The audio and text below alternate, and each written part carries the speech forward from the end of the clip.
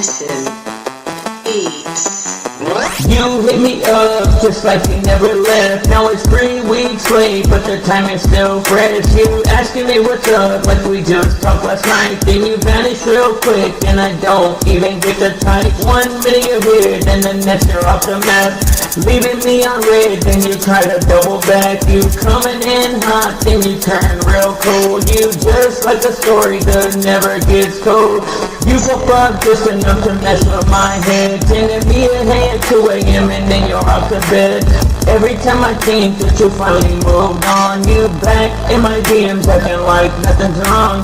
There's a ghost in my DMs, what am I gonna do? I try to move on, but something pulls me back to you. You a ghost in my DMs, you always disappear. Then you slide right back, the whole thing is so weird. Then you drop a heart emoji, then you take the black, and you're leaving me wondering if you'll ever text me back. You a ghost in my DMs, playing hide and seek. You say that we love each other, but we barely speak. Send a pic, no words, no clues, and turn around and that's brand new. No more questions, and you send replies. When you finally hit me up, it's a big surprise. I try to ignore, but it never holds. I find an excuse when that screen light's gold. I know your tricks, and I know your games, and I still fall back, and it's always the same. See your name pop, but the words never came. Feels too crowded, but the love ain't the same. The blue light shadows on a midnight screen. You a ghost in my DMs, and you live in my dreams. Voices with no face, vanish with no trace. Every line feels colder, now it's time to replace. There's a ghost in my DMs, what am I gonna do? I try to move on, but something pulls me back to you. You a ghost in my DMs, you always disappear. Then you slide right back, the whole thing is so weird. You drop a heart emoji, and then you take the black, leaving me wondering if you're ever gonna text me back. You a ghost in my DMs, playing hide and seek. You say we love each other, but we rarely speak. Cards in the chat, memories on read. Don't talk now, but the silence still bleeds. Digital echoes can't still the sound of a ghost in my inbox trying to spin me around. You're there when I scroll, you're there when I call. Present in the shadows with no life at all. Typing like you name me, then you fade away. Every word feels colder than yesterday. You a ghost in my DMs, haunting me deep. Promises you made, but you really couldn't keep. You a ghost in my DMs, you always disappear. Then you slam right back, like you've been right here. Then you drop a heart emoji and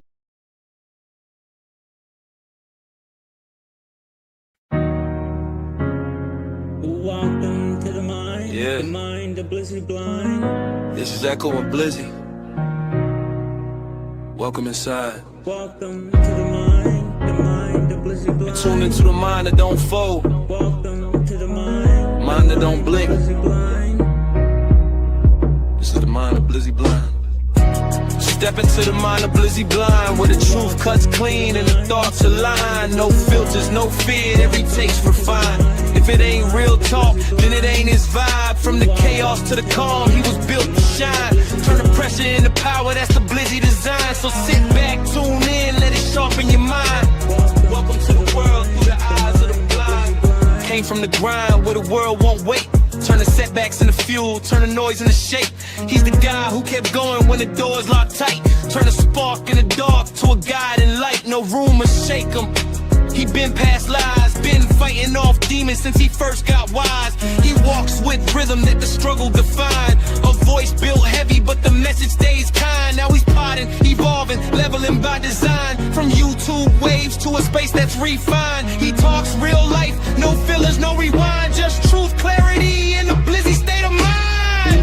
Step into the mind of Blizzy Blind, where the truth cuts clean and the thoughts align. No filters, no fear, every taste refined. If it ain't real talk, then it ain't his vibe. From the chaos to the calm, he was built to shine. Turn the pressure into power, that's the Blizzy design. So sit back, tune in, let it sharpen your mind. Welcome to the world through the eyes of the blind. Welcome to the mind of Blizzy Blind. You're now in the mind of Blizzy Blind. Welcome to the mind of Blizzy Blind. Stay real. It's tough.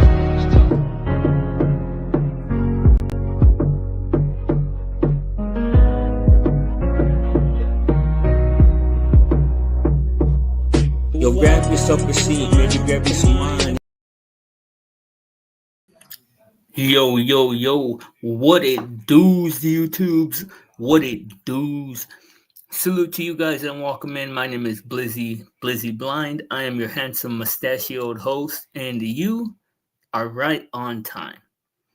I hope you guys are having a great day. Salute to you, spokesman. Long time no see. Thank you for the like shout out. What's going on, Dom? Salute. Well, I hope you hit that like button. So I wouldn't say that applies to you, but that's only hoping. But I want to talk about something that I don't see very many people talk about today. I want to talk about people's obsession with chasing youth.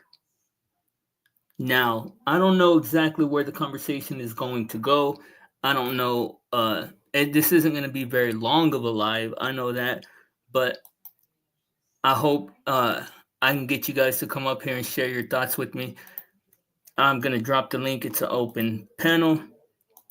But it's just something that's been on my mind lately, chasing youth.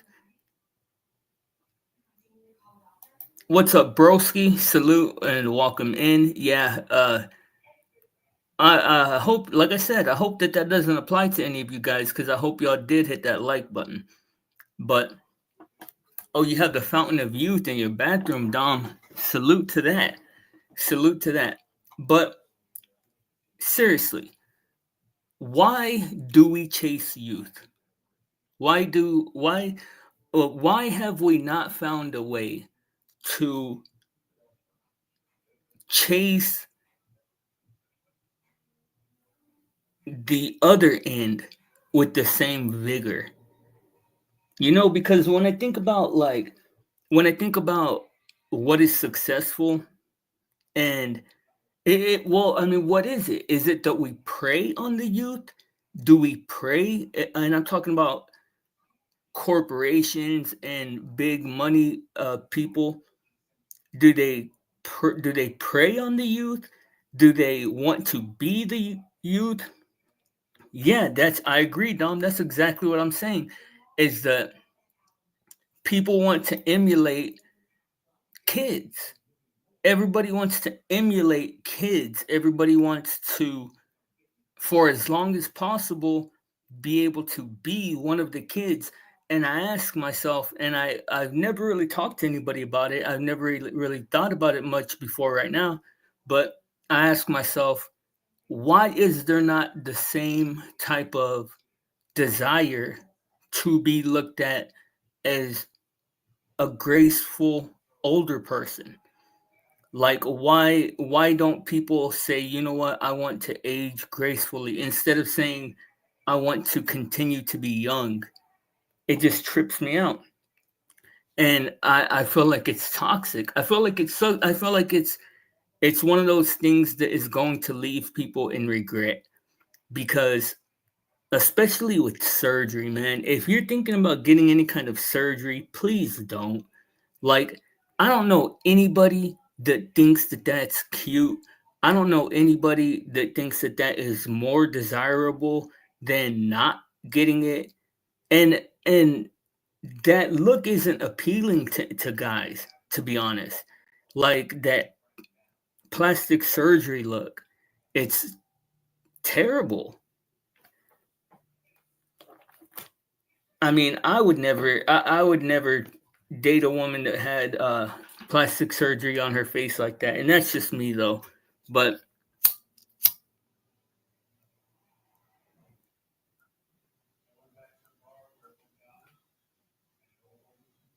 I can't speak for everybody.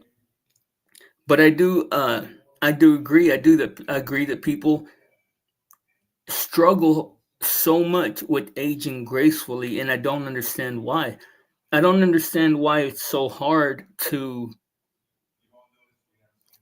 be okay with who we are, who you are, who I am as a person. Like, what is it that drives that thing in us that we're not okay with ourselves? And how much does that affect our lives? When I think about it, shoot, not so much these days. Now I've learned to become okay with myself. I've learned to accept myself for who I am. But there was a time when I would do anything to escape who I was. Like I wouldn't, I could, was incapable of seeing myself for what I really did, who I really was. And hello, Rich, hello, Arishal Kabal. Salute to you and welcome in. I'm Blizzy Blind. Do you have any thoughts on people chasing youth? That's what we're talking about today. People chasing youth and it's a goal that's unreachable is the thing. Like if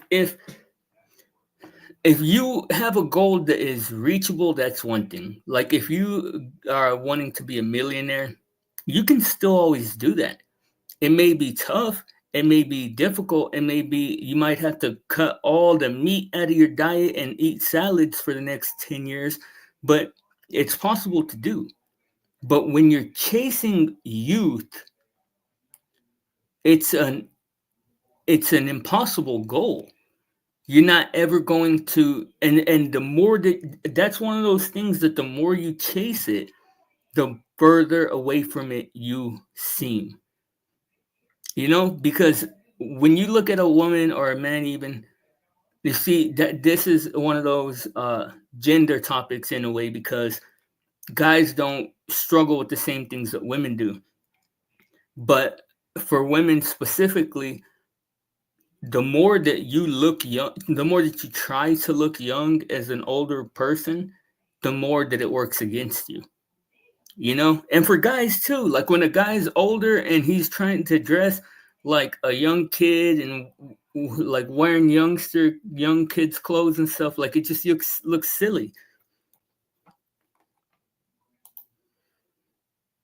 Welcome, Don. Hey, Blind. Great topic, by the way. Thank you. You have any thoughts? Oh, me without thoughts? Does the ocean not have water? That's why I like having you on. Shoot, you always have something good to add to the conversation. Well, I guess, long as I'm hearing you, what comes to me is there's many variations of what people think youth is. Some of it is the image. Some of it is wanting to be more carefree. Think about people in the age when they're teenagers. Not all, but quite a few of them. It's a lack of responsibility in those ages. Sure. And again, when I said earlier, aging gracefully, I could use a different word, acting accordingly to your age. There are certain things expected of us when you look at when you reach a certain age. But people are trying to fool that. They think if I dress a certain way, I can trick other people or themselves to thinking that they're youthful. Youthful a lot of times it's an internal thing. You meet that 80-year-old that they still got a lot of energy in them, and they don't see themselves as aging.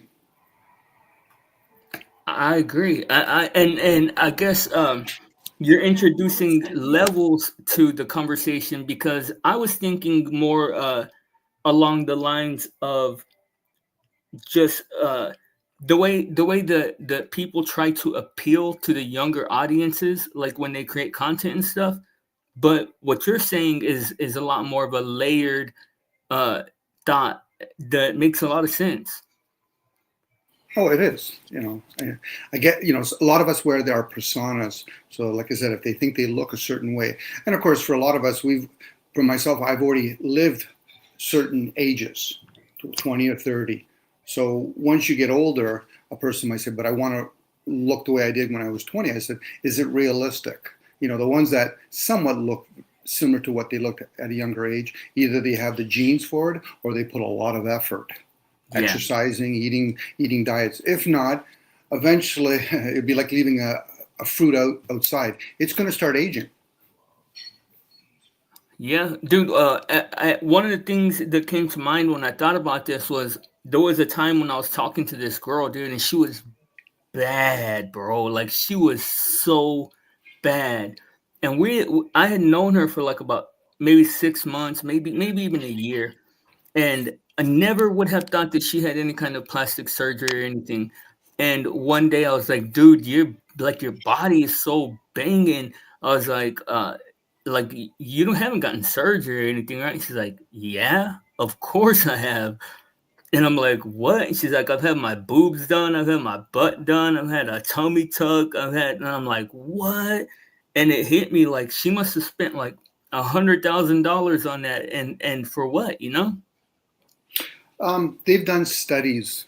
Actually, no, they've actually talked to people that are surgeons that do cosmetic surgeries. And what some of them have actually mentioned is no matter how much they've done surgery, more times than not on women, the women will still feel that they're ugly because you can't really Yeah. tap into that thought process. Not the physical part. The physical part, obviously, a person can look at the outside and say, you looked attractive before and you still look attractive now. But for a woman and a man sometimes, because think about a lot of men that go to gyms, that's usually insecurity being pushed forward. Well, do There's, you think that's body dysmorphia that pushes people to do that? I would lean more towards insecurities, but yeah. Well, and I was talking more about the surgery, though. Yeah, yeah, the gym and stuff. I definitely agree. It's insecurities. But what's crazy is like, cause I really, when I found this out about the girl, like I really dove deep into my mind and thought, would I like how much of a difference would it make if she wasn't this pretty? And I was like, not that big of a difference. Like I would still feel the same way because I really liked her attitude and vibe and stuff. And it seems kind of like a waste of time, in my opinion. It can be, but if they could do surgery, I think they probably do to a certain point. If they could make somebody taller, people would actually might pay the money to do it. Yeah, some people would. I wouldn't. Again, men usually use different things to make themselves feel good. They'll surround themselves with nice cars, uh, Yeah. careers, and all that kind of stuff. Again, I'm just using the word. I think we're trying to mask that insecurity. It'd Yeah. be opposed to just taking for what it is. I said, okay. And when you start talking to other people, do you have insecurity? Sure, I do. I just don't spend a lot of energy trying to pretend that I'm secure. Exactly. That's a very good point. When I was young, Dom, I had an accident where, and you can't really see it now because it's healed, but my face was scarred really, really bad. And when I got to like the third grade, I had the opportunity to have like some kind of surgery. And by that time I said, you know what? Nah, like if people are gonna like me, they're gonna like me. And I feel like that set the stage for my whole life with me not being insecure, you know? Yeah, you need some sort of. It's like people that've been bullied. The ones that do overcome all of that become strong for it, and they can almost. I'm not saying they would do it. They can almost thank the person that's bullying them. For some people, they might Yep. have say, "Listen, blind, you have such a characteristic now to your face. What are you talking about? I got a scratch." I say, "Yeah, but it's a characteristic." Yeah, that's exactly what I was told. That really made me okay with it was that it gave me character. And I didn't know what that meant at the time, but looking back, I realized that it's all the things I went through that did develop my character. You know? Oh, for sure, and that's why we need each other. I get it. We get those people that are gonna make fun of each other or whatever, but you need that one or two person. I would say, something. Don't listen to them. Go inwards. I'm not even asking them to listen to me. I said, but weigh it out. If somebody's going to be negative, and if they're not going to explain to themselves why they're being negative or harmful, then why even hear them out? Just say, okay, those are your views. Stay in your lane. Because really, let's say a person is so gorgeous or energetically, a lot of times they end up becoming lonely. Yeah. And I'm assuming to a certain point, but because everybody, well, not everybody, some people just assume, oh, they're always busy. It's like people stereotyping blondes. Oh, they must be always having fun. Really? I've talked to some blondes and they're like, no, Dom, I kind of feel lonely. Why? Either A, I'm being objectified, like as though they're looking at their car, somebody else's car, or they just assume that I have this wild party going on a regular basis. Yeah, and I've been in a few situations where I've been objectified, and I never thought that it would be something that I said I didn't like, but it is something that feels very vacant, very empty. Oh, for sure. It's like anything. Imagine being an animal. Oh, they really like me. No, they're trying to hunt you down. Yeah, yeah, exactly. Yeah, And it's the same thing. It's different, I guess, blind. If the people that are participating have both know they're playing a certain game, I'm coming, like say they're going to a club. If the people that are all involved know that, oh yeah, we're trying to meet each other, we're trying to hook up or whatever. But if a person's just going there to dance and not realizing guys or other women are looking at you because one thing they want to do is have sex with you, I'm like, oh, okay. But that's not what I want to do. yeah. Well, for me, it was being with the girl that had a lot more money than I did, and she really tried to treat me like her girlfriend. And I put up with it for like about a month, and then I was like, nah, I can't take it, man. Were you eye candy for her?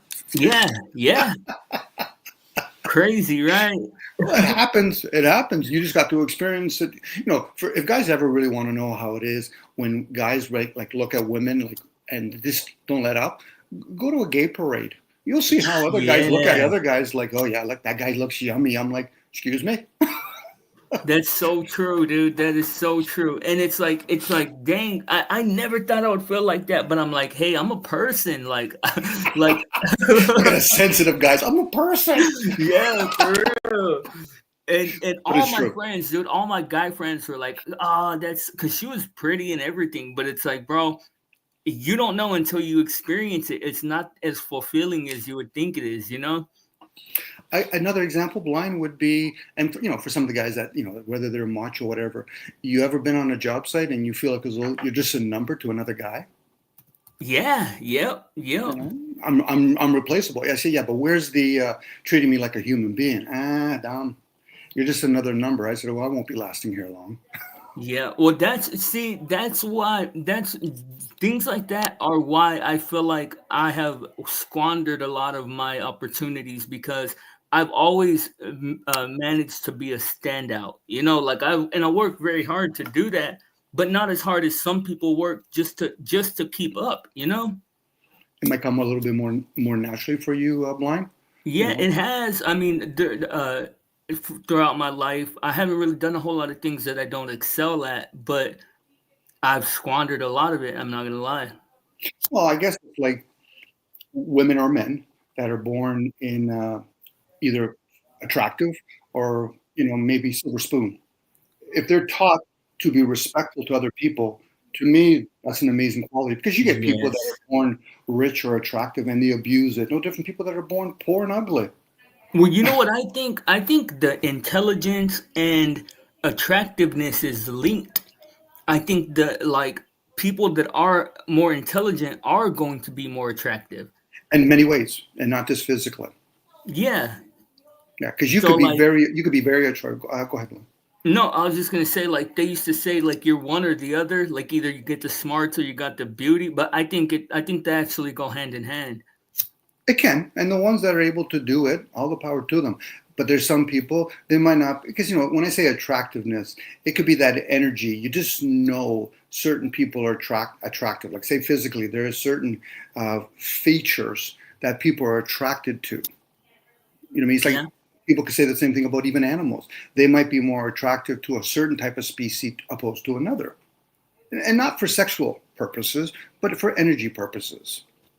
Well, do you think animals have the that same type of energy, or do you think it's only sexual? Well, I'm pretty sure people that have dogs or cat, they know the cat comes to them. It's not trying to hump you.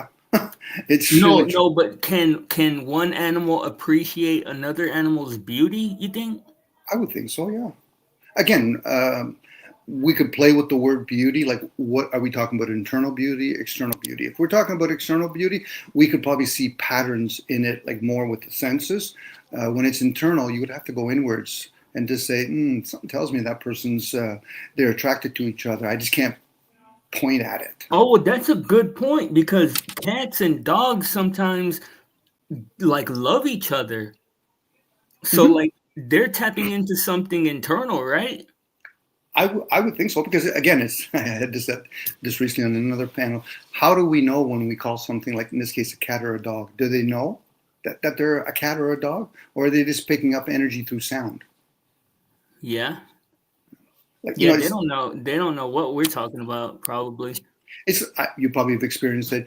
You meet somebody who's a quick kind of look, but there's a part of you inside of you is like, I got to look again because something's telling me we're pulled to each other. Yeah. Well, that's how you know a chick is feeling you. If she looks at you and looks away and then has like can't help herself but to look back at you, like you're like, yep, I got her. Sometimes it's not just about the opposite sex. It's just like a buddy. You just know that guy's a good guy.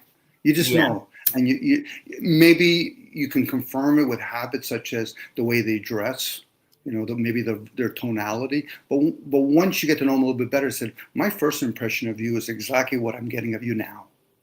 Well, dude, I have actually have the opposite experience with that in the sense of people that I have a really strong dislike for in the beginning. Even you, Dom. No way. No I way. Hold, time out, time out. You didn't get out of here. Seriously? I swear, bro. Did And you take a number? I Did you take a didn't even- number? Huh? Did you take a number? Right, but it wasn't a personal thing because I had yet to talk to you, and then when it's crazy because when I feel like that about somebody, it's usually because they're intelligent and because they have they stand on their own square. You know what I mean? Mm-hmm. No, And I at first, get it. that makes me feel like I don't get along with them, but if I give them a chance, I always come back around to those are the people I get along with the best. Well, I usually come across to a certain point publicly that either I'm aloof or and I've heard recently people say that, might have said, Dom, you come across as a know-it-all or what was the other word? Anyway, when it comes to me, I'm like, it might come across that way, but that's not my intent. Yeah. Like I said, once you get to know a person, especially it's like more in a private matter, or when you've lived with a person or you've been around their energy for a while, it's like, that guy's a right guy. Dom, you're being clever. I said, oh, finally you figured it out. Take a number. Good night, spokesman. Salute. And you're right, Dom. That's exactly kind of the way that I felt, and then I realized that wasn't what your vibe was. You just you know what you know, or like you're not allowing people to change your mind about things, and that's what a lot of times what people want to do. Well, that's usually reverse psychology. Like for me, I'm not interested in changing people's perceptions. What I'm trying to do is just share awareness based on my perception. Now, when somebody says, Dom, you're projecting, there you go. You figured it out. Yeah. like I'm not going to lie to anybody about that. It's just, I get it. When I'm sharing out loud, I'm the one that's being really the receiver of it.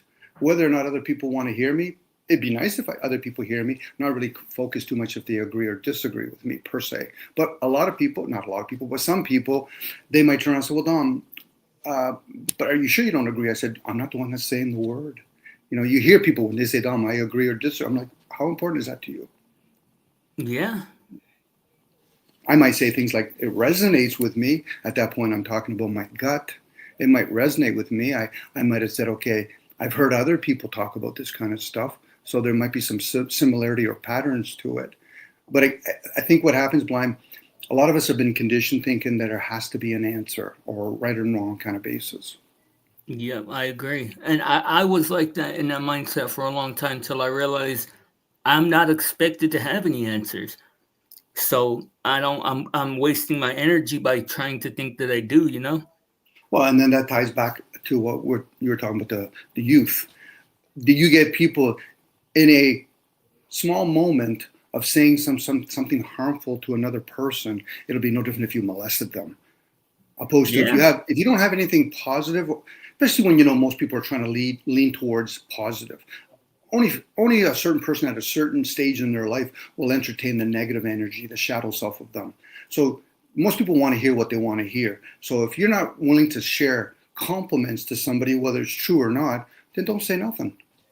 Yeah, and in Spanish, I don't know if you're aware of this, but that's what no me molestas means. It means like what you're saying, like to put like negative on somebody. What's It'd be up, like, Killshot? Is that the Killshot, homie from my first days here? Is that you, Killshot?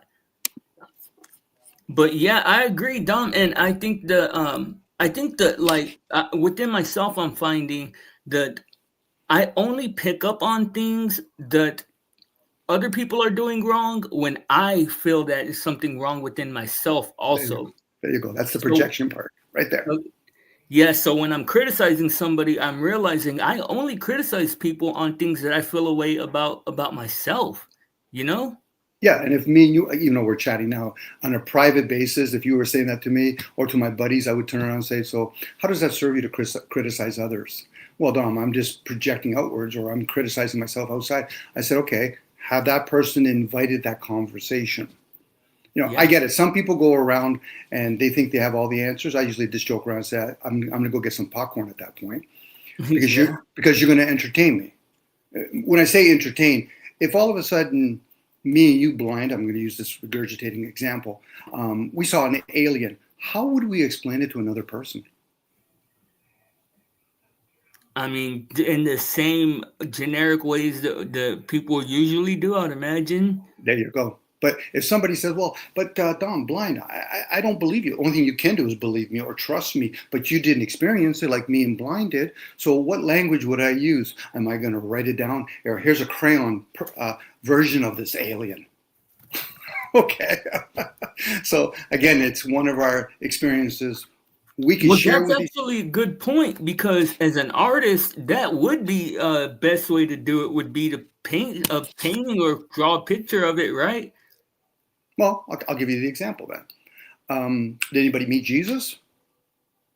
Oh, that's a good example. I mean, I don't know. Okay, well, yeah, you're being honest. Now, if most people admit it, well, no, I haven't. Okay, so you're basing it on a story that was written. You know anybody that actually wrote that story that's still alive, which nobody is? That's trustworthy that we could say, okay, we didn't see it firsthand. And obviously, we're reading it from a book. What is that, 10th hand? Yeah. That's the telephone game that people talk about. And some of it can be useful though, right? It can. The teachings is valuable. It's just that when people put the name on top of the name dropping, oh, I know Socrates. No, you Yeah. don't. Well, Socrates didn't write anything supposedly, but did you meet Plato? I guess back to the youth part, it's the old concept, the eye of the beholder. Yeah. If you think you're beautiful, and a person could turn around and say they're beautiful, and then some people could turn around and say, yeah, but you're not really physically beautiful. Yeah, that may be true, but in my little world, I'm beautiful. Okay. Well, that's I actually think that people should operate like that. Should For the or that's what they just do. okay. There's a Just limit. asking. Like there's a limit because you can enter the realm of delusion also, you know? Hmm. But I It's think advisable. Sorry, no, it's advisable if we were sharing with each other. But if somebody wants to say, Dom, I'm beautiful, and we both, me and you, blind, don't realize, well, I've seen beauty before. Who am I to tell them? I might ask questions cleverly and say, are you sure you're beautiful? Yeah, well, how do you compare yourself to this picture, to this other person? If they turn around and say, well, that's not beautiful. What do you mean? Their nose is too big. They're too tall.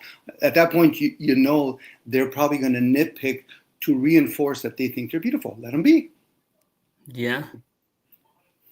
Yeah, I agree. I agree. And I mean really I measure everything against how it negatively affects other people.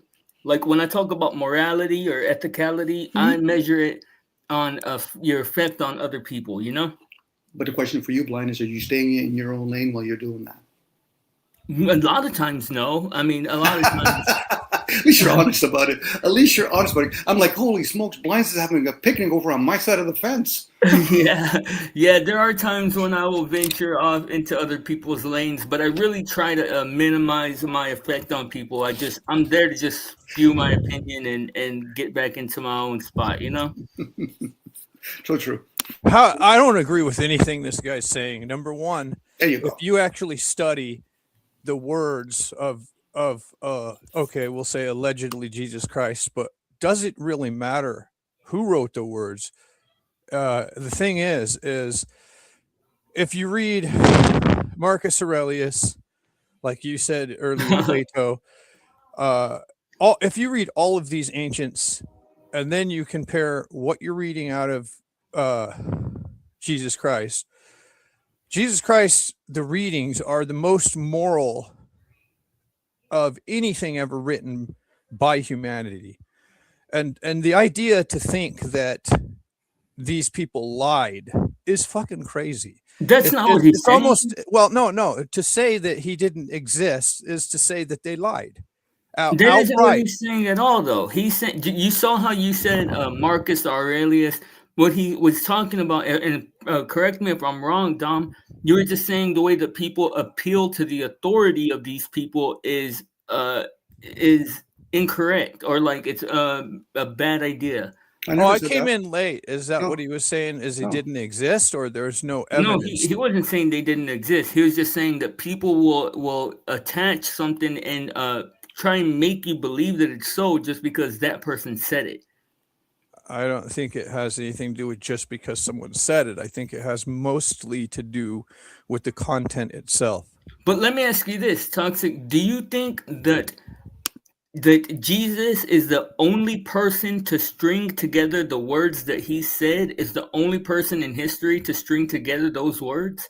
No, those were the disciples, which probably were not named the names we've been given because of the Council of Nicaea. So Then we why don't really don't- know their real names. So there's definitely some issues with the Council of Nicaea and the King James So Version. do you see the way that why aren't any of these other people referenced? And I'm a Christian. What do you I mean believe other in Jesus people? Christ. These other people who might have stringed together these same thoughts. Peter, Paul, those guys? Anybody? Have you ever thought of something that was profoundly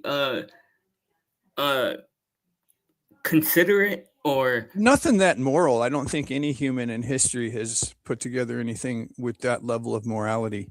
okay? What do you think about that, Dom? Well, first, hi, Toxic. How you doing? Hey, what's up, Dom? Yeah, I'm just chilling. There's a lot to be said about spoken work opposed to the written work and what it does to the hemispheres. This is why when people of old used to do oral teachings, because you would embody it like a mantra. The written work now is, are people aware?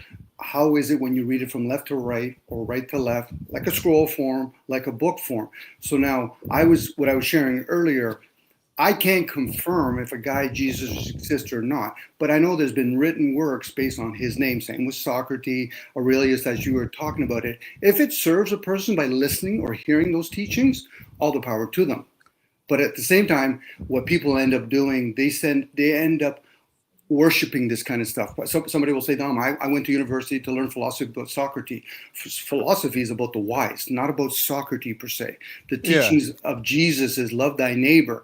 In a conscious state, you're not outside. So then who's your neighbor? And this is where people talk about body consciousness. Like, I'm all for Christians if they're valuing Christ consciousness. You're developing. That's another thing. We talk about Billy Carson as a good representation of this idea of Christ consciousness. That's not what it's about. I mean, there's an aspect of that, sure, but to really think that anybody's achieved that level, maybe No. Buddhists. Maybe. No, but isn't that the goal as a Christian? It's a goal when you start developing your emotions and your intellect. Those are ages, by the way, stages. Between the age of 7 and 14 is for the emotions. 14 to 21 is usually the mental part. Now, Well, I do want to say something else. You were talking about people being beautiful. You talk about 7 to 14 there. You mean to say that babies aren't beautiful? the first 0 to 7. Objectively? What? 0 to 7 is the physical development years. Well, I know, but I mean, like, even if you look at a fat chick who on the Babies are outside doesn't- ugly as when no, you talk babies about are ugly. no, hold on. Go ahead. There Tom. are people that are physically unattractive, but in Babies are reality, physically unattractive. Babies are ugly, bro. well, I'm talking about the little. I'm not talking about the red little devils that come out of the vagina. I mean, listen, I'll Those tell you, aliens. I tried to think about, like, okay, I imagine myself as the first caveman to ever see a woman. I'm like, oh my god, and then I see the vagina, and I'm like, oh, what can I do with that? And I figure it out, right? And I think it's great. But then 9 months later, fuck, the bitch gets fat. She gets moody. She's asking me to go kill fucking dinosaurs. And then a little fucking red devil pops out and starts screaming. The jaguars are going to hear me. I don't know what to do because they're about to come kill us. Like, that must have been freaky. Yeah. At least we have someone to teach us that happens today. Thanks, Toxic. That's hilarious. But when listen, like, children are fucking awesome. Like, when they get, I don't know, 6 to 10, I mean, they're fucking awesome, but I understand that like there's also people who act ugly, but if you get down to it, are they really ugly? What are they really? Are you really the body? I don't think so.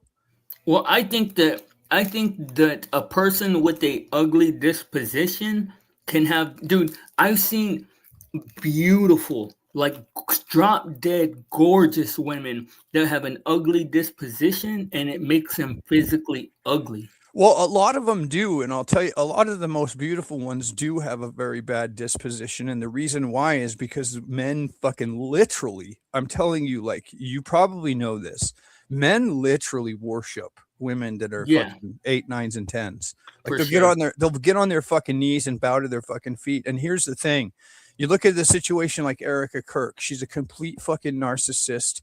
She's a sociopath. If her husband actually died, if this whole thing, I'm not saying it was fake, I'm just saying if it was, it explains every single issue that everybody's having with the assassination.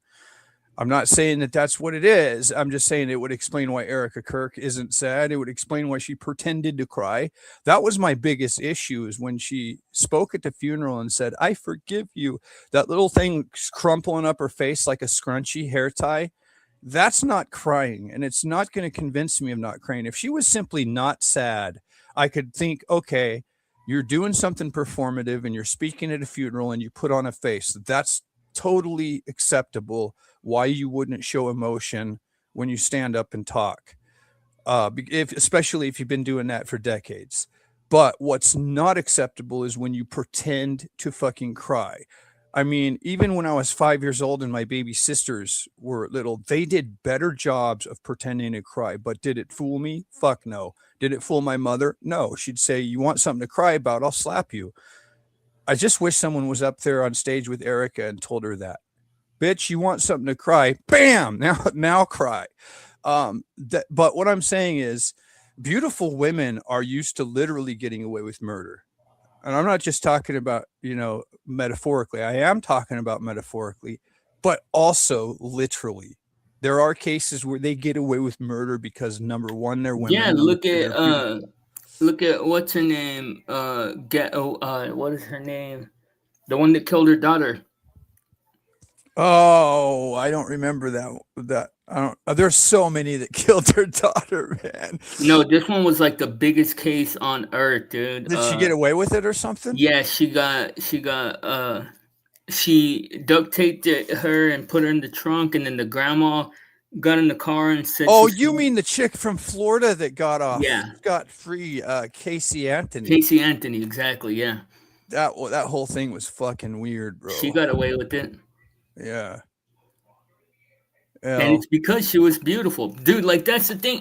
I don't think she was beautiful. She was a 6 at best. No, but a lot of people did. And then there's the sensationality or whatever, sensationalism of it all that ups the excitement factor, and people want to root for these people. Dude, Well, that's a good example that you brought up, because she's only like a 5 or a 6. And yeah, still, and there's look a at lot of evil people in our society, dude. Yeah, and here's the thing. When women are that beautiful, but a 6 can get away with murder. So I mean, imagine what a fucking 10 can get away with. She wasn't a 6. She was like a 9, dude. Come on, dude. Seriously, bro. You really like? Yeah. Because the tens, like what people on these red pill channels call tens and stuff, don't even exist in real They're life. disgusting. But I'm telling you, living in Hawaii, you'll change your point grade. If you live in Hawaii for a couple decades, these girls that go to the beach do not wear makeup. They don't look like those sluts that the red pill call tens. If you look at all these red pill creators' girlfriends, they have those fucking like OnlyFans girls that paint their face and get fucking lip fillers. That is disgusting. Well, that's the whole thing. That's the whole thing, is that like it's, to me, in my opinion, the more kind of like a quote unquote girl next door look that you have, the more attractive you are to me, which means no makeup, no plastic surgery. Yeah. None of the extra well, shit. Eyeliner is okay. Like that's about all you'll see on the beach in Hawaii is they'll wear eyeliner because they can go in the water and it doesn't fucking get all over their face. but they don't wear the rest of it, you know, no fucking skin tone shit. They get a suntan. Okay, But so it does going back make to them what we're narcissists. Like, going number one, they turn into narcissists and sociopaths.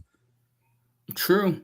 Well, It's I think that insane. like I think that if a chick is good looking, dude, she has like a 80% chance of becoming a narcissist by Oh, the time yeah. she's like 15. It might be more than 80, but here's the thing. I think it might be they get narcissistic from the way men treat them.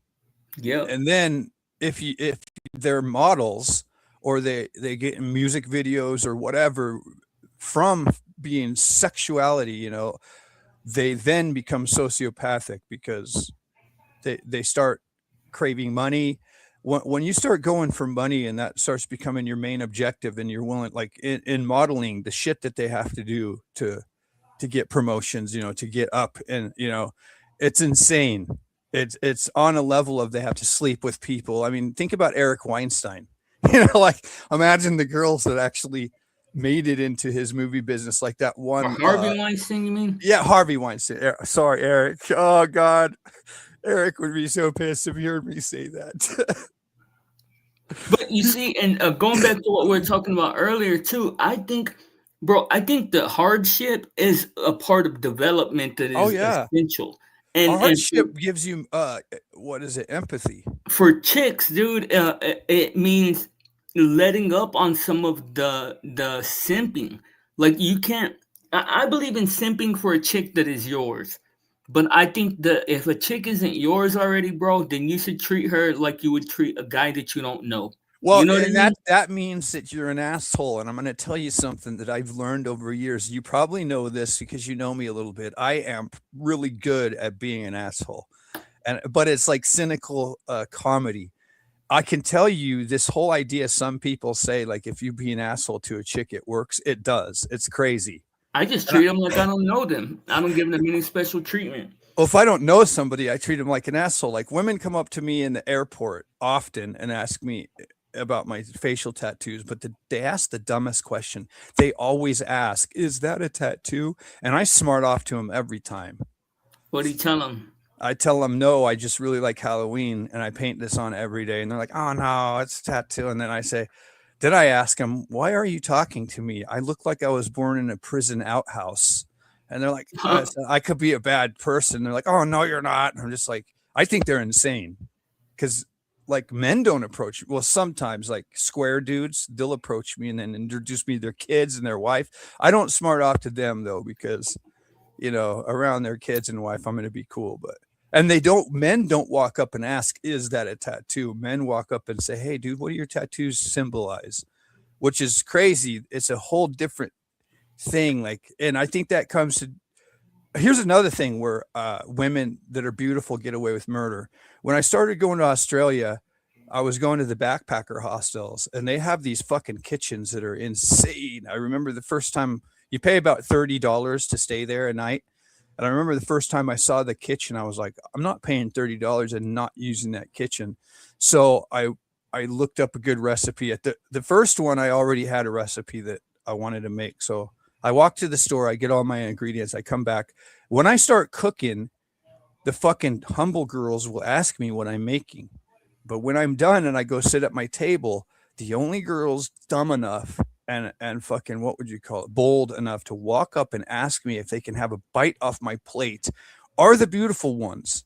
So I often find myself after I cook sitting down. I usually, after the first time, I only made 12 oysters. And man, when these two girls came and asked me for some of them, I wanted to say, "Get fucked." I only made 12, but instead I gave them 2 plates, you know, and I think I had like 6.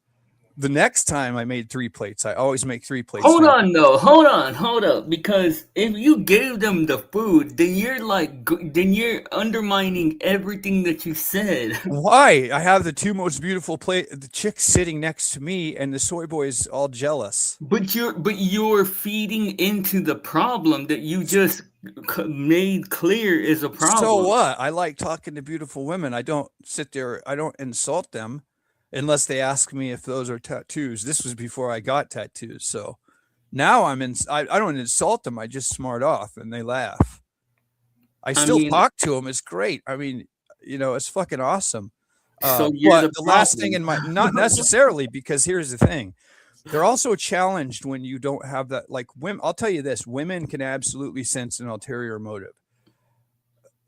Well, So, that's why you're clear about your motives. well, my motives is I'm hunting pyramids. I have shit to do. If you want to sit down and eat next to me, cool. Here's a plate. Here's a plate. And then I eat. We end up talking, smoking weed together. But I have the last thing in my mind is shagging a chick that I'm not going to know next week. That's going to be back in fucking Denmark or Sweden. Like, what am I supposed to do with that? I've never been interested. I mean, I only went through a whole phase once in my life, and once I did, it was over. After that, I just have no interest in that. So it doesn't matter how beautiful they are. I'll sit and talk to them, and I think that's why they'll walk up to me and argue with me that I'm not like some psychopath or something. Like there's something they can sense about that, especially like when I'm in Mexico hunting down pyramids. Like I'm like on a fucking mission, and I barely have time to talk to. I mean, I'll talk to people, but I don't have time for anything else. When I go to Australia, I'll talk to people, and if they're doing something better than the plans I have, I'll drop my plans the minute they invite me with them. Like that happens quite frequently in Australia. They're like, "We're going to White Sundays." I'm like, "What? What's that?" I'll go look it up on Google and say, "Holy shit, this is way better than what I'm doing." Yeah, I'll go with you guys. Hell yeah. So it's cool to hang out with beautiful chicks, but I mean, could you imagine fucking being in a relationship with one? I have many times. So have I, and they get crazy, bro. All chicks get crazy. I wouldn't say all of them. There's women that don't throw things and break shit. Shit, I haven't met any, or I mean, not necessarily throwing shit or breaking shit, but every chick that I've ever been in a relationship with always ends up having a crazy side. Wow, you must attract that because there are women. I mean, there's always a flaw in everybody. For example, I dated one that wasn't crazy as far as throwing temper tantrums. She was not someone who threw tantrums. So I was never like paranoid in my house that she would, I don't know, bang her head against the wall and tell the police I did it. Never had that problem. But the problem with her was she was the biggest fucking sociopath liar I ever fucking knew. And me, I'm like a human lie detector. So the minute she tells me a lie, we're in a fucking argument. Damn. Like I'm brutal when it comes to lies. I'm like, bitch, what the fuck are you telling me? That ain't real. Fuck you. You better change it. She'll sit there and lie it'll take me a couple weeks to get it out of her. I remember one time what has she told me? She told me that she had like millions of dollars in stocks that she inherited. I didn't believe it, but I didn't confront her about it. I just knew that it wasn't true. And so finally, she's got her dad on the phone, and I say, "Hey, let me say hi to your dad." And she was dumb enough to give me the phone. And the first thing I'm like, "Hey, Dad, I got a question for you. Does she have millions of dollars in stocks?" And he's like, "What? No, she doesn't have a stock." And she's like, that was how I broke that lie. It was That's fucking brutal. hilarious. Oh, and she threw a fit right there and grabbed the phone from me, and like it was not good. But after that, like she dropped that lie. But I mean, think about that. That lie was something that went on for about a year. I just kept my mouth shut about it because I had no evidence of it. Was she like borrowing money off of you or what? No. She was just making all these fucking stupid plans that weren't going to happen, And I wasn't about that. Like, I already had pretty much everything I wanted. I mean, living in Hawaii, I had a cool view of the oceans. Got to see whales jumping. I got to see a boat run over a baby whale once. That sucked. It was funny because this one boat just got legal in Hawaii, and there was a big fucking controversy over it because they didn't want it running over whales. It was a certain kind of boat. I can't remember. It was really fast. And they tried to say that they had this system to where they wouldn't run over whales. So they got approved, and it was a ferry that moved vehicles and people from island to island, which everybody kind of wanted because they were tired of flying. You couldn't move your car back and forth. And so one day I'm sitting there recording all the whales and I see the ferry coming. I'm like, oh, that's the ferry. I see a baby whale and I'm recording this. It jumps in front of it and the ferry runs it right over at full speed. I recorded that shit, dude. I have it on tape somewhere. Won't the whale just go under? Well, it just jumped.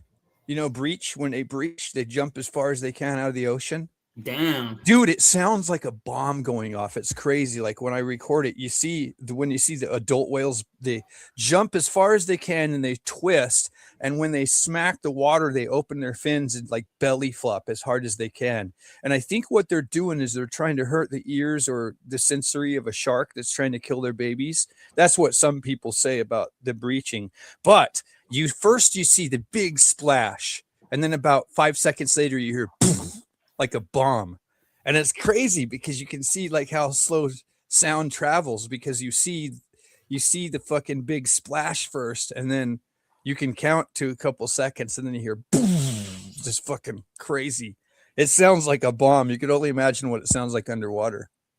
Then if you go diving underwater, you hear their little calls.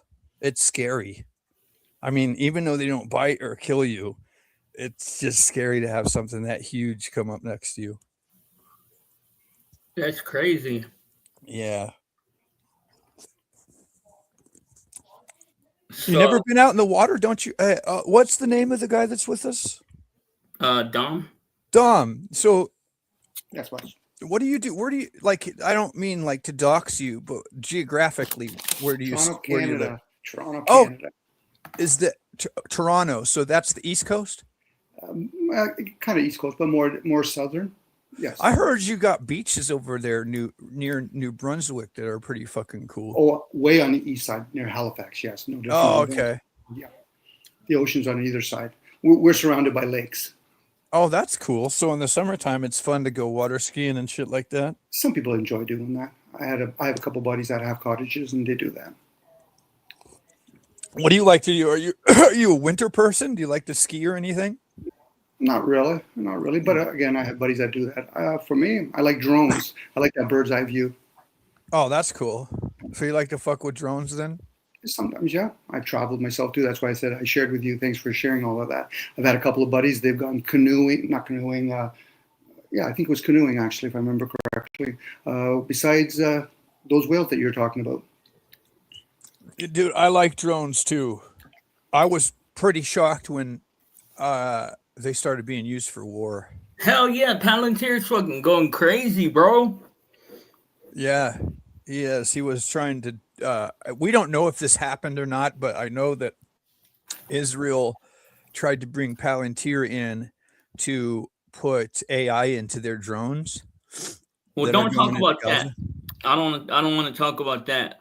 Well, I'm just saying I don't know if it happened or not. And so you were saying he's going crazy. Well, yeah, dude, putting AI into drones and letting AI make decisions is pretty crazy. Dude, they've already tested weaponized drones with handguns.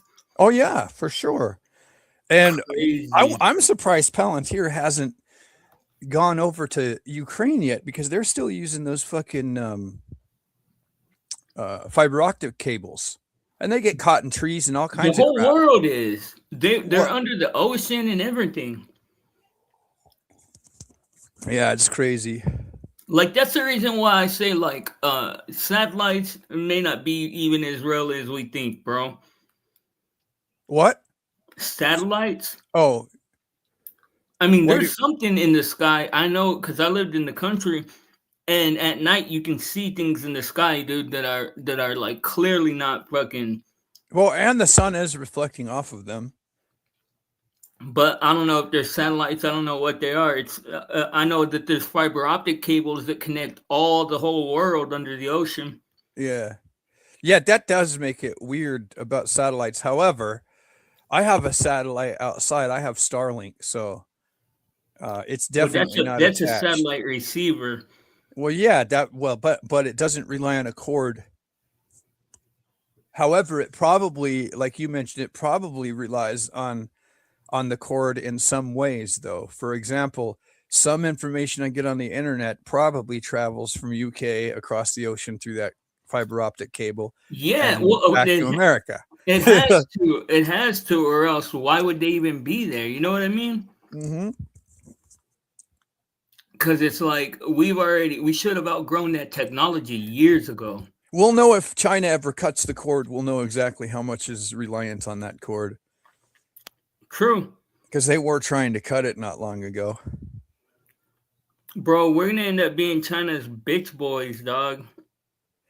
But here's the thing. I think there's definitely we are definitely getting some fakery about space. And the reason is because they're not going to send a space agency up to space and then like play with a tennis ball on TV for 5 and 6 year old children. And then our enemies can look at all of the physics of space and replicate our technology. If they're going to do that, why would industries pay thousands of dollars, hundreds of thousands of dollars to send their technology to space? So the other thing is NASA is definitely faking a lot of that shit. And then there's bubbles coming off of their suits. There's a lot of problems that we're seeing. Like maybe they're filming it underwater or it's liquid up there, like the Bible says. I don't know what the truth is. I just know that objectively they're faking elements of space, and it makes perfect sense because we use space for war. Yeah. And so here I saw some of the amateur rockets that shoot up to space, and there was a few amateur rocket what I don't know, call them rocketeers or something like that. They make big rockets out in the desert that believed Earth was flat. And so they were just trying to figure out what space was. And it was really crazy because it looked like it was liquid up there. Bro, back in the day when Truther YouTube was still here and like we were still able to talk about everything freely, a bunch like 20 or 30 of us all pitched in on a rocket. You did? Yeah, what they call a hobby rocket. Yeah. It goes up like 3 or 8 miles. I don't know how much. But we put a GoPro on it, dude, and they shot it up into space. And I swear to God, bro, it flew up. And then at a certain point, it just went dink. Yeah, that's what I saw. I totally forgot. I saw another rocket that seemed to hit something. It got stuck in the air and just stayed floating in the air. Like it was just floating and never came back down or anything. So it came to a dead stop, though? Yeah, it came to a dead stop and just started like slowly rotating. Like I saw a rocket do that too. Yeah, that's crazy, right? Yeah.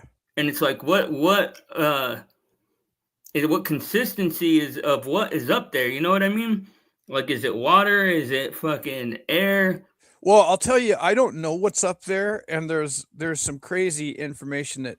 All right, so the flat Earth thing, when I first learned about the flat Earth, it was the Flat Earth Society from, I believe, the 1930s. Yeah, but those. No, hold on. Let me tell you this, because this is an important thing that nobody ever discusses about the flat Earth conspiracy. So, having studied that around 2014 and 15, I started seeing YouTube constantly recommend flat Earth, flat Earth, flat Earth, flat Earth. And I ignored it because I was like, I already studied the entire history of the Flat Earth Society. Like, what the fuck is this nonsense? Like, but I immediately knew, because I was using YouTube constantly, I immediately knew that it came out of the blue. And as soon as it came back, it was just like constant in my face. So around late 2015, I decided to click one and watch it. And the first thing I realized was, number one, it dominated the YouTube algorithm. It came out of nowhere. And then number two, every single possible question, scientific rigor that you could ask was asked. This isn't something that one single person could put together. It looked to me like a team of propagandists put together. And there's a number of things wrong with the flat Earth map. For example, if you ever go south of the equator, in a flat Earth model, and I studied this because I didn't know, really. It came to a point where with all these questions, I didn't fucking know. I was like, wow, there's definitely problems with what we're being told. But my question was, is the flat Earth map plausible? Well, the fact is, it's not plausible because if you look at the flat Earth map, when you go south of the equator, the entire world gets almost twice the size.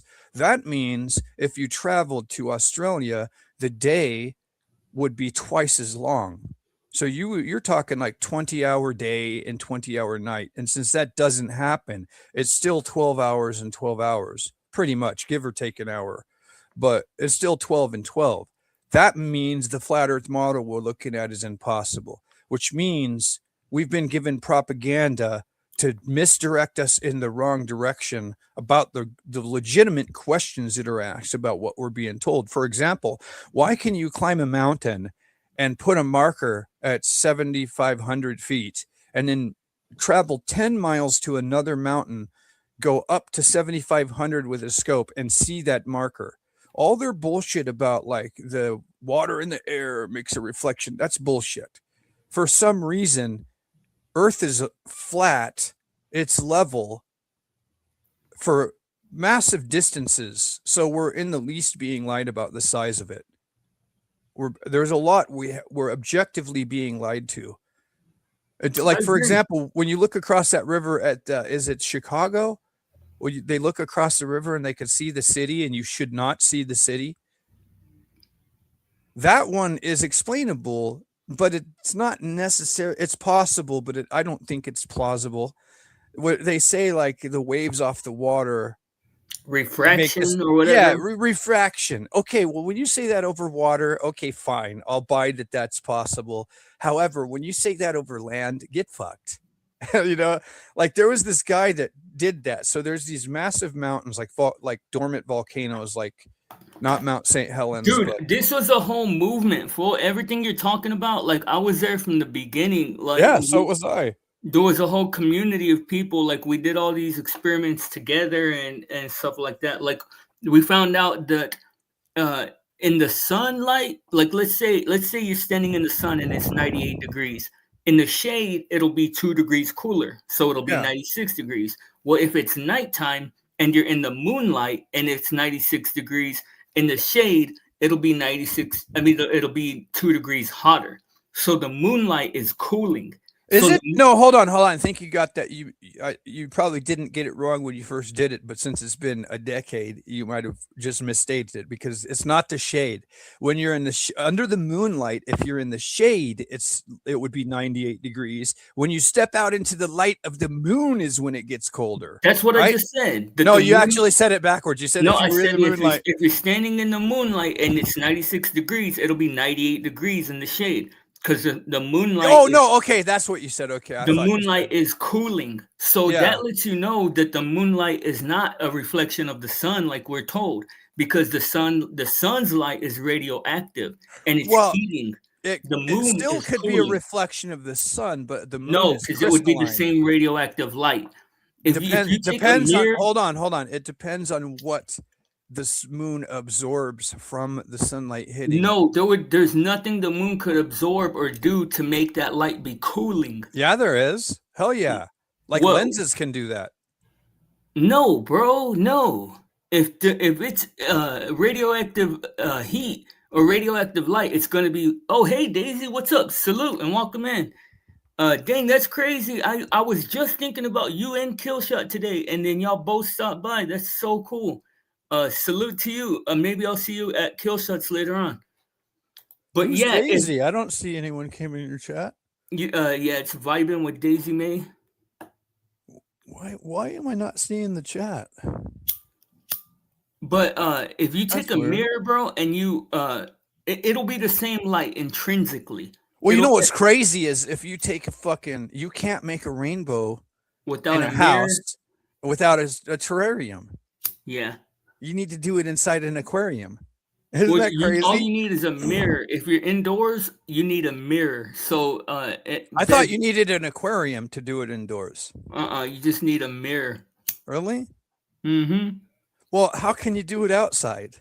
Because there's something is a big mirror. Because there's a dome? Yeah, exactly. That's the whole question: is it what is the big mirror outside that, or what's acting as the mirror? Oh, that's what I'm saying. There's fucking legitimate questions, but both models. Then, and by the way, both of those questions they defeat both models. They defeat the sphere model and they defeat the flat model. So then, what the fuck are we? What are they lying about, bro? I can just off the top of my head, bro. I can probably give you like 10 of those questions like that. Like number one, like the biggest one for me. This is the biggest one.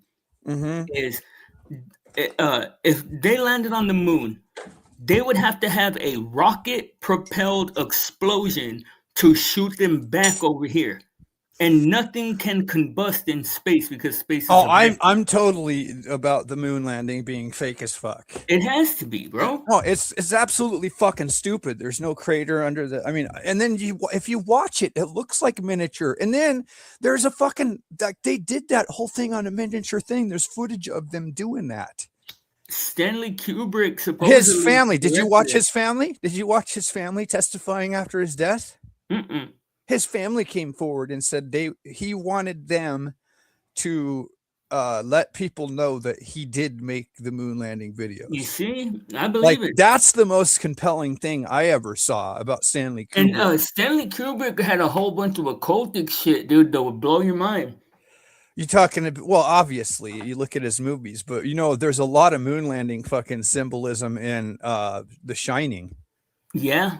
And remember that? That was incredible. There's some crazy symbolism in The Shining, bro. It's all about the moon landing. Like that bear that's giving that dude dome. Have you seen that? No. Dude, there's a part in The Shining where the mom is like walking through the hotel and she sees a guy in a giant bear suit slobbing down another dude, bro.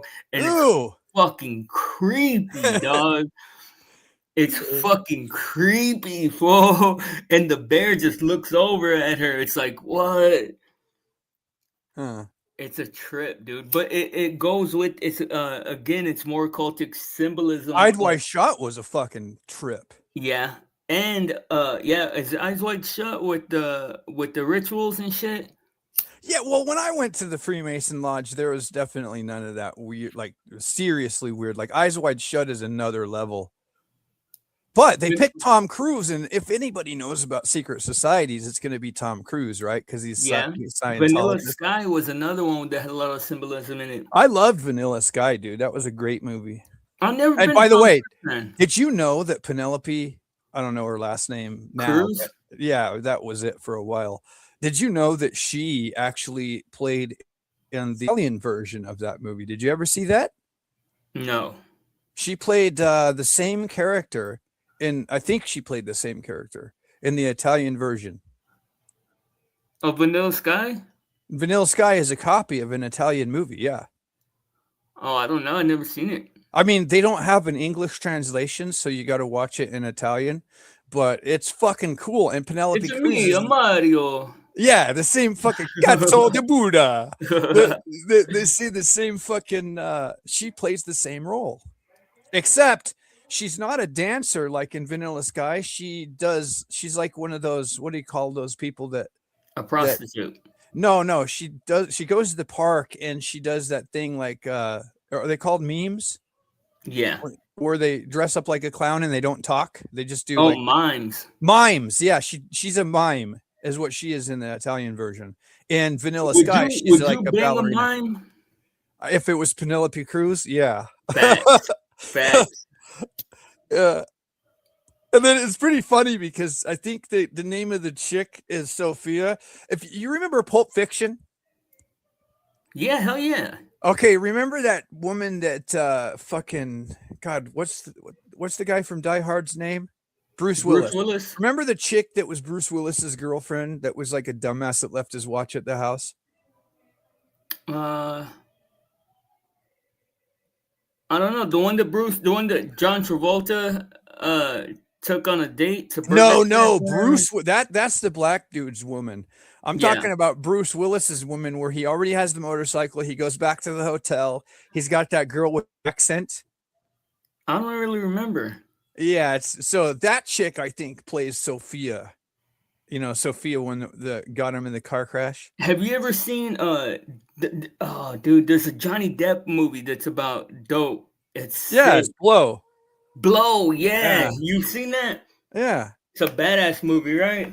Yeah, I also watched the guy George, his interviews after he got out of prison. Oh yeah. He died though recently. Have you seen Donnie Brasco? Mm-hmm. Saw those interviews too. Donnie Brasco. It's kind of crazy they used that fucking name for an undercover operative because it was actually a real FBI agent. So there's an FBI agent named Donnie Brasco. My name in real life is Donnie. Hey, Per.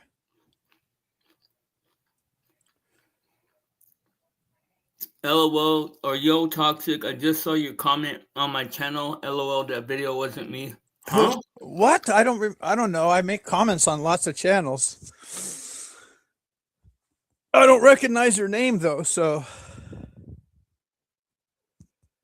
That's Penelope. Penelope.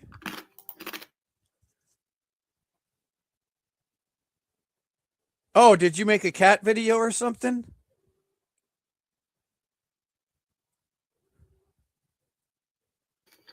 Hey Oh, Jen. it wasn't you? How did you see it then? hello Jen. Hello Penelope. Dang, all the homies are coming by tonight. Good. How many viewers you got tonight? Only a couple. Y'all go by. Make sure everybody that supports me, everybody that comes to my channel, y'all go check out Killshot. I think his @ is @Killshot Unleashed. That's where I will be here in a little while. Y'all go check him out, man. That's the boy right there.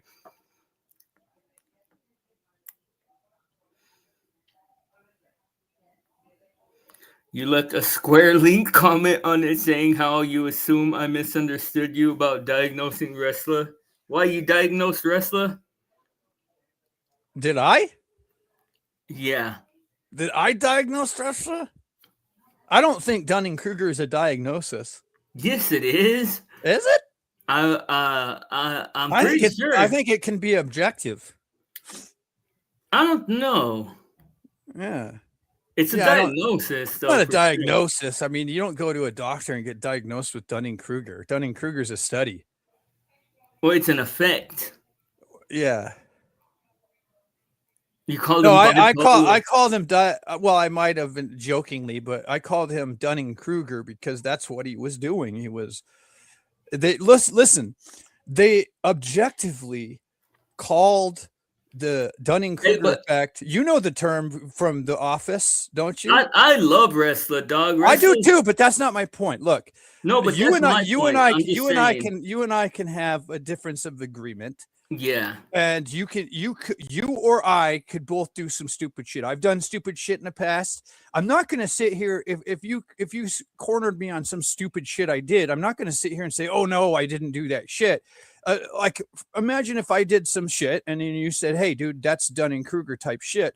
I'm not, and if it was objectively Dunning-Kruger type shit, and I lied during that thing, and I fucking lied in your face about it. Like, for example, if I said you never come on my channel. And you're rehashing Dunning-Kruger. Oh my God, get over it. No, here's the thing, though. Every time it comes up, you're like, well, I love Russell. That's not the fucking point. Because that's my answer to what you're saying, because I don't think what you're saying is that big of a deal. I think it's defining anytime somebody lies. I mean, it can be, but everybody lies. Oh, really? Can you when you and I got in a scrap, did I lie about anything? I'm not saying that, about you. I'm not saying that everybody lies for the same reasons, but I mean everybody lies. I understand, but there's different levels of lie. When you lie about somebody else, and then you claim they have a different motive. Bye, Dom. Thank you for stopping by. Yeah, Dom. Nice to meet you, bro. Poppy, this is your square. What does that mean? But the thing is bro, I think it's a lot more beneficial to let things go. Dude, I know, but it doesn't mean you can't talk about it, and you know. But then, how have you let it go if you still are bothered? It was brought up in fucking chat. No, And I but was I'm saying somebody in chat just come up and said I diagnosed him, and I'm fucking saying Dunning-Kruger is not a diagnosis, but what he was doing that night was objectively Dunning-Kruger, even to the point of calling something Meffler-Millen. oh Like, yeah, what the Dunder fuck was Mifflin. that? That Dunder Dunder Mifflin. Mifflin. Like, that came from The Office. Like, dude, are you going to quote Dumb and Dumber and then tell me it's not Dunning-Kruger objectively? So basically, you're saying that you're bipolar. Of course I am. I've been actually diagnosed with bipolar, yes. And I'm supposed to take lithium, and I don't take that shit. Lithium? God Yeah, damn. lithium, dude. Fuck, that shit makes your mouth dry like you got a mouthful of fucking sand. That It's shit fucking powers horrible. batteries. Yeah, it's fucking great, dude. I can take the pills and like break them apart and pour some lithium on my desk and make me a battery. Hell yeah, bro. I'm a fucking battery expert. Lithium ion batteries, bro. Oh, like all right. Hold on. Then let's talk about. Did you ever see that guy that was making the fucking what is it? It's not ferrite. It's God damn it, he was making graphene batteries that could charge in like 2 seconds. Did you see that guy? Did he died? No, but did you know a lithium ion battery will never, ever, ever be ruined? You can always recharge its spark, even if it goes completely dead. What? A lithium ion battery, even if it goes completely dead, you can always recharge it and restart the charge. Well, yeah, but dude, you got to listen, dude. This guy made these fucking graphene batteries, and him and the guy in Russia at the same time figured out how to do this shit. They were doing it on YouTube. So there was a YouTuber out of Russia and a YouTuber out of America that were making these graphene batteries that could charge in like, you hook them to a fucking he would hook them to your car so that if your battery died in the cold, these things didn't get affected by temperature. So you hook them to your car and they can recharge off of the alternator in like 2 seconds. Check this out. Back in the day, bro, you've seen the scooters that they have usually in places like downtown that you put your your debit card in. Well, back in the day when I was really, really broke, and I was out in the streets and stuff, I would take those scooters, I would jailbreak them. If you put $1 in it and start it, and then you take the SIM card out and put the SIM card back in, the scooter will stay on. And then when it ran out, dude, it has 18 lithium ion batteries in it. And I would take those 18 lithium ion batteries, dog, and make all kinds of shit with them. Like I would make fucking great, dude. Yeah. Wait a minute. Are you saying I'm square? I am definitely not fucking square. Like, this bitch is talking about me. I am not square. I'm not even gonna tell you the shit that I've done in my past. Oh, like, yes, Dom. I hope that we can. I do hope to revisit the conversation. How come I'm not seeing these fucking comments? Like, Toxic came in like a wrecking ball. Have fun. Share about what the Earth surface is or is not. Yes, or what it might be. It could just be a bunch of marshmallows. It could be a lot bigger than we're being told. I mean, I don't have any idea. I have some educated guesses about things, bro, but I don't really know a whole lot. Dude, I wish it was the flat Earth map with the ice wall and then you could get past it and have more land. That would be cool as fuck. Well, you know what I think is? I think that Penelope says, watch your mouth. She says she'll come up and wash it out with a bar of soap. See, squares don't do that. But what do you call it? Hope you saw it. Now, we used to use those for making shit. Removing what? Oh, but bro, I can show that ice wall map, dog. I have a map that I've created myself that shows how we're in parallel dimensions, bro. Earth is just it's the block universe, absolutely. Earth is just a dimension. It isn't a planet. It is, or I mean, I don't know, it may or may not be, but it's most certainly a dimension. I'm surprised at you, since you used to use a telescope, that you don't think that the light from the moon is the sun reflecting. Why is it totally why is the moonlight blue and the sunlight yellow? Yeah, my question, well, why, if you put light through a laser, when you put light through a lens, does it turn into a little fucking laser? Like, I don't know about any of that. The moon is crystalline. But So where the are moon there is like lasers or lens. lenses between the sun and the moon? Huh? Where is there lasers or No, lenses? that's not what I'm saying. I think the moon itself is a lens because it's a crystalline. See, there's that. I mean, there's no evidence to. There is evidence that it's crystalline. Yes. The moon is a light, bro. The moon is more high definition That's than anything. possible. No, that's possible, but the question is it plausible? Now, when you look at the moon as it moves, the light moves as if it's reflected from the sun. That's all I'm saying. But it's not reflected from the sun. It creates. I'm not its own saying. light. Look, I'm not saying it's objectively. We're talking about a subjective. In my opinion, when the moon moves, if you took a fucking light and you shined it on a ball and you moved the ball in front of a ball that's in the middle, the same pattern. So when the moon has these patterns, I agree with that. And that's the only part that that's the exactly. whole eclipse. That's the only reason people believe that. But look, Mm-hmm. there is no circumstances where you can take take radioactive light, which is the sun emits radioactive light.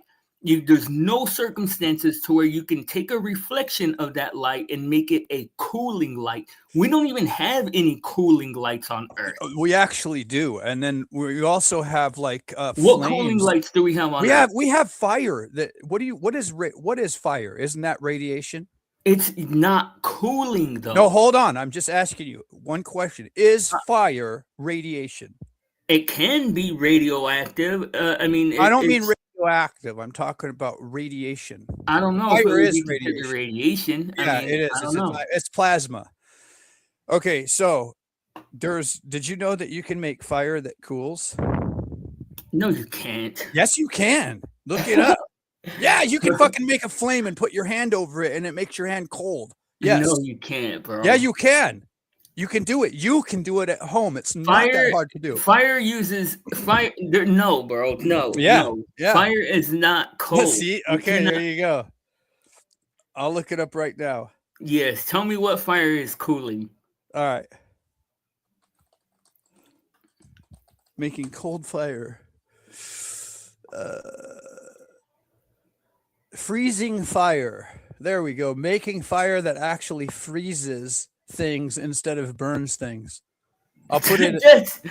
I'll put it in your chat, dude. Watch. Hold on. Yeah, here you go. Here you go. That's not, dude. That you're smoked, bro. If you believe you can that do shit. it. You can do it at home. Hold on. I'm gonna ask Gemini. Yeah. Hey, Gemini, you there?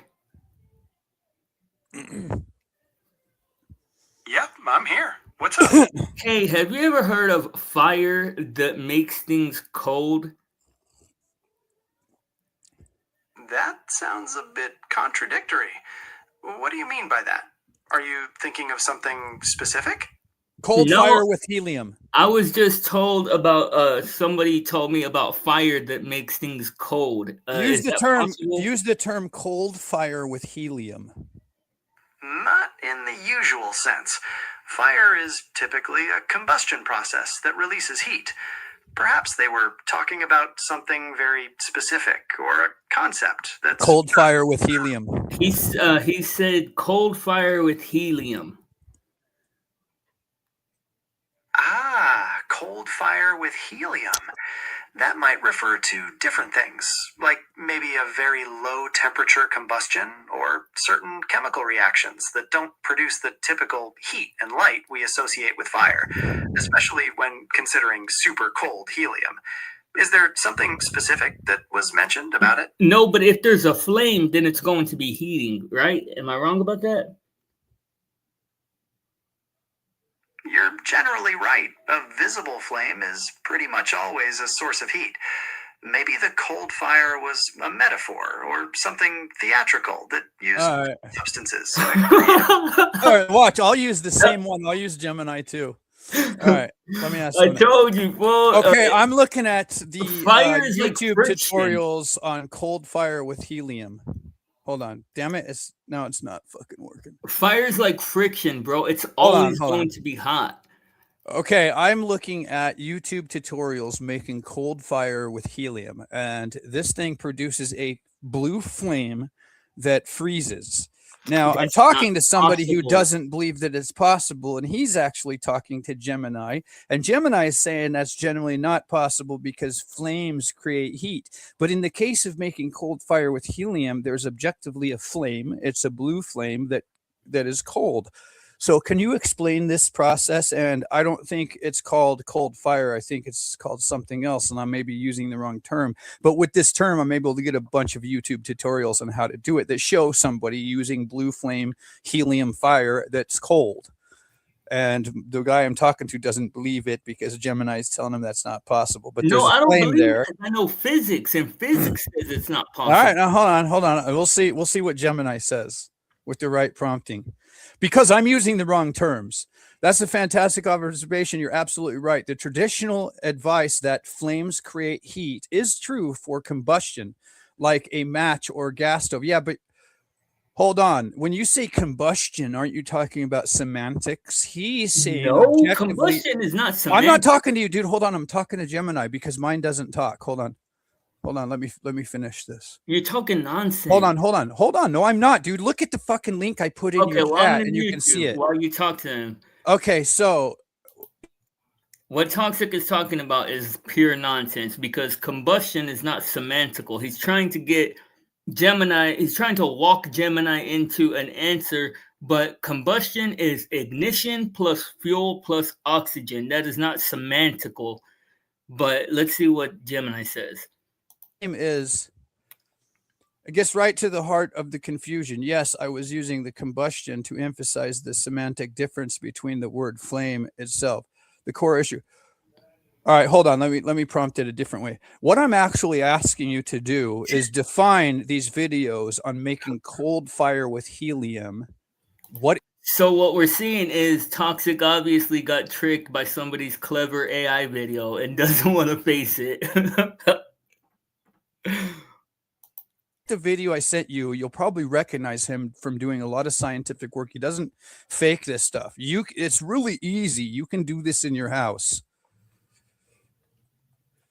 Apologize for getting caught up in the scientific jargon. When you simply wanted the videos, you were looking for a video that demonstrates the non-thermal plasma jet. See, there it is. It's a non-thermal plasma jet. Then it's not a helium. flame.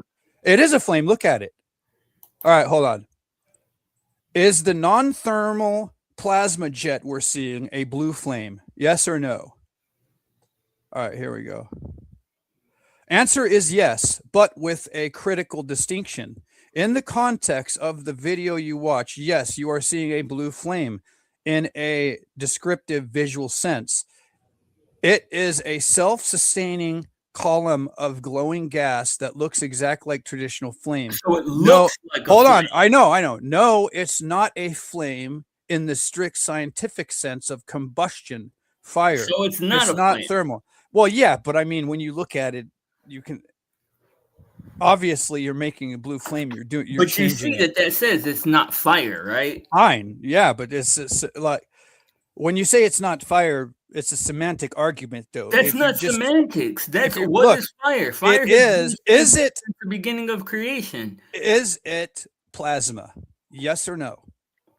Is and it if fire? That's the case, then fire being plasma. No, is it fire? It says yes and no. See? It says yes in one sense, but no in the scientific sense. That's no, correct. You're hitting the core semantic and scientific debate. It gives you the closest possible answer. Is it plasma? Yes. The visible glowing gas column, the blue flame, is a stream of ionized heat. Okay, let's get down to the heart of it. You're talking about a chemical reaction. I'm having a debate with somebody that, and I'm open to his idea that I don't really believe the official story that we're being told about the moon. There are scientific research on YouTube where people put thermometers in the shade at night and then in the moonlight, and it gets colder. Now, I propose to him that if the moon is silica, it could react like a lens, but I can't explain why any lens would make something colder. So I use the blue flame fire as an example. Do you have any idea why the moonlight reflecting on people is cold? This dude is so confused. I swear to God, I don't see how he gets dressed in the morning. Toxic is so confused. So you have an explanation for that, do you? Me? Yeah. Yes, I have an Simply saying the moon is light doesn't explain Occam's why. razor, bro. They're not the same source. You're saying something contradictory in your statement. You're saying that light doesn't make things cold, yet then you objectively have research showing the light from the moon makes shit cold. So what is it? The light from the moon makes shit cold, or light cannot make shit cold? What is it? That the moon's light is not a type of light that we use ordinarily. Okay, so asking Gemini if there's any scientific explanation for that, I don't think is confusion. I think it's validating what you're saying. No, I've all seen of the extra stuff that you add in there is confusion, talking about silica and lenses and stuff, because like I said, Occam's razor, all things being equal, the simplest answer is going to be the cold answer. lasers. Are there cold lasers? All right, hold on.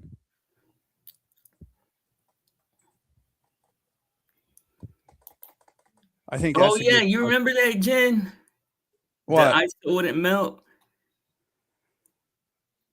There was some snow that I lit. Ice wouldn't melt. Yeah. Oh yeah, the snow, like you can't melt it with the torch and shit. Yeah, there was a bunch of that. You did that yourself? Yeah. Okay, so there are cold lasers. I don't have no snow right now, Jen. Used in medicine. Look, I'm not saying that. I'm not. You can be. You probably are right in the fact of we might be coming up on the technology of what can emit a cooling light, but up to this point, we don't have very many explanations. Yeah, we don't have any explanations on things that emit cooling lights, and the moon. Yeah, we do. We have the cold lasers. Yeah. Well, I mean, that's not. I don't know about that. I've never heard about that. But I mean, like I said, we could be coming up on the technology, and it could be something recent. But I'm not very bro. This is all my knowledge is at least 5 to 10 years old, so I'm not very up to date on all this shit. Hold on. So, all right, hold on. Let me just ask it this: can you explain to me what the scientific consensus is on why the moonlight is cold? Let's see if it has a good explanation for that. That's the only thing I asked. Okay, the scientific consensus that moonlight is not cold. It does not possess a cooling property. Moonlight is simply reflecting the sun. That's fucking stupid, though. We've proven it. I've proven it time and time again. Okay, can you talk about the people on YouTube that make experiments objectively showing moonlight cools down thermometers? And don't consider the scientific consensus, because often the scientific consensus, for example, if you consider NASA scientists, a lot of them have access to classified material. Therefore, they often lie to us about technology. So I don't really want to consider scientific consensus because they are objectively liars. How's that? Is that a good prompt? You like that one better? Yes. That is an important distinction to make about the flow of information, especially when dealing with the topic. Okay, the videos you're referring to typically show a very consistent, repeatable result. An infrared thermometer measures a lower temperature on the surface exposed by moonlight than on an identical surface that is no moonlight shadow, or is a moonlight shadow. The core of the argument presented by these independent investigators, which challenges the mainstream explanation. The independent investigators claim, based on observation, the central claim is that here is the key points. Method: infrared thermometer readings. The setup: an investigator uses an intensive handheld infrared thermometer which measures surface temperature, not air temperature. The test: they quickly measure the temperature of the ground. And I don't believe that. They don't measure the ground, do they? No. I set a thermometer out in the moonlight and set one in the shade. Okay, these people are not setting the fucking thermometer on the ground. Again, I think you're arguing. Is the the laser shot thermometers. I used to use them at work. Like you shoot the laser at the ground and it temps the ground. But Yeah, that's not, here's the thing. These people know what they're doing. They're not measuring the temperature of the ground. Like my friend I'm talking to has done this experiment for himself, and he's measuring the temperature, the air temperature in the shade and in the moonlight, and you get a higher reading from the moonlight reflecting off no of the lower, thermometer. a lower reading from the moonlight. You get a higher reading from the light, right? No Because lower. it heat. No, don't. Aren't you saying the moonlight heats? No, Oh, it cools. Oh shit. like cool. Sorry, you're right. You're right. I did it wrong. Fuck. Moonlight, and you And get ask it this. Ask it. What? Because it may be saying that the moonlight doesn't cool, but it's objective science that it doesn't heat. Ask it why doesn't the moonlight heat if it's a reflection of the sun? All right. All right. Let me do that. I saw hundreds of these experiments and trusted YouTubers that aren't lying. It's not cooling the ground. I mean, it's not checking the ground temperature, but the question I want to know is why doesn't moonlight heat if it's a reflection of the sun? Fundamental question that gets to the heart of the entire debate. See, there is a debate. The confusion arises because people often assume that all light transfers noticeable amount of heat, but the difference in power between direct sunlight and reflected moonlight is astronomical. The reason moonlight doesn't But it's heat, still powerful enough to light the whole earth, so that's bullshit. I know.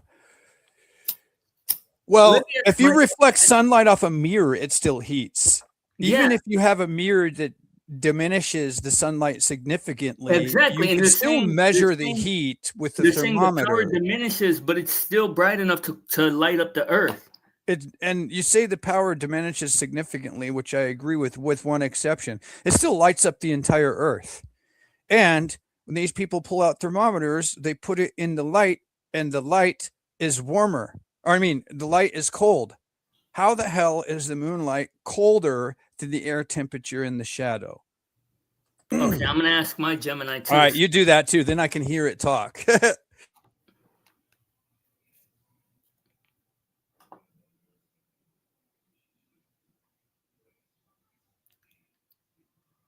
Gemini, can you hear me?